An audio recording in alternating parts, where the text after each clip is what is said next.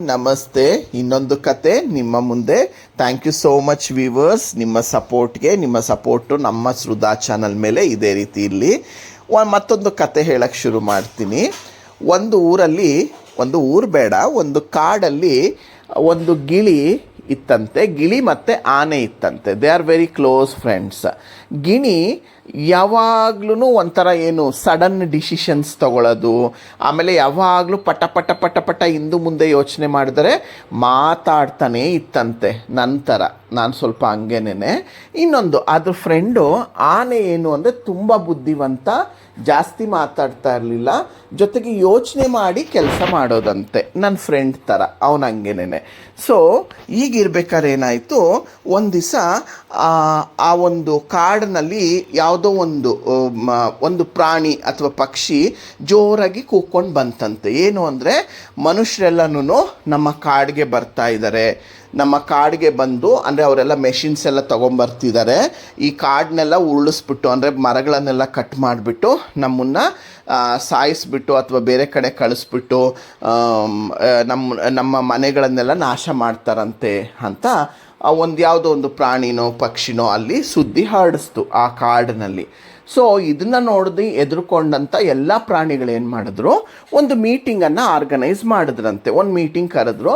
ಆ ಮೀಟಿಂಗ್ನ ಹೆಡ್ ಯಾರು ಆನೆ. ಅಂದರೆ ಯಾಕೆಂದರೆ ನಾನು ಮೊದಲನೇ ಹೇಳಿದೆ ನಿಮಗೆ, ಅದು ಸ್ವಲ್ಪ ತಿಳುವಳಿಕೆಯಿಂದ ಕೆಲಸ ಮಾಡುತ್ತೆ, ಸಮಾಧಾನದಿಂದ ಕೂತ್ಕೊಂಡು ಯೋಚನೆ ಮಾಡುತ್ತೆ, ಬುದ್ಧಿವಂತ ಪ್ರಾಣಿ ಅಂತ.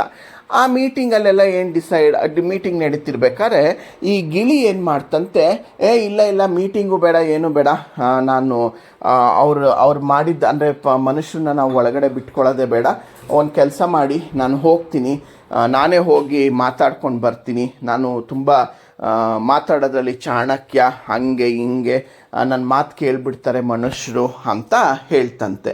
ಆವಾಗ ಆನೆ ಹೇಳ್ತಂತೆ, ನೋಡು, ಆ ತಪ್ಪು ಮಾಡಬೇಡ, ಒಂಟಿಯಾಗಿ ನಾವು ಯಾವತ್ತೂ ಪ್ರಾಬ್ಲಮ್ಸ್ನ ಫೇಸ್ ಮಾಡೋಕ್ಕೆ ಹೋಗಬಾರ್ದು, ಯಾವಾಗಲೂ ಒಟ್ಟಿಗೆ ಇದ್ರೇ ಜಯ ಸಿಗೋದು, ನೀನು ಆ ಥರ ಮಾಡಬೇಡ ಅಂತ ಎಷ್ಟೇ ಹೇಳಿದ್ರು ಅದ್ರ ಫ್ರೆಂಡ್ ಮಾತನ್ನ ಕೇಳಿದರೆ ಈ ಗಿಳಿ ಏನು ಮಾಡ್ತಂತೆ, ಹಾರಿಕೊಂಡು, ಇಲ್ಲ ನಾನು ಮನುಷ್ಯರ ಹತ್ರ ಮಾತಾಡ್ತೀನಿ ಅಂತ ಆ ಮನುಷ್ಯರು ಎಲ್ಲಿದ್ದರು ಅಲ್ಲಿಗೆ ಹೋಯಿತು. ಅಲ್ಲೆಲ್ಲ ಮಿಷಿನ್ನು ಎಲ್ಲ ಬುಲ್ಡೋಜರು, JCB ಎಲ್ಲ ಇತ್ತು. ಅಲ್ಲೋಗಿ ಜೋರಾಗಿ ಕಿರ್ಚಾಡ್ತು, ನೀವ್ಯಾರೋ ಕಾಡೊಳಗೆ ಬರೋಂಗಿಲ್ಲ, ನಮ್ಮ ಮನೆ ಅದು, ನೀವು ನಮ್ಮನ್ನು ಆಚೆಗೆ ಓಡಿಸೋ ಹಂಗಿಲ್ಲ, ಹಾಗೆ ಹೀಗೆ ಅಂತ ಸುಮ್ಮನೆ ಯಾರು ಬೇಕಾಬಿಟ್ಟು ಕಿರ್ಚಾಡಕ್ಕೆ ಶುರು ಮಾಡ್ತು.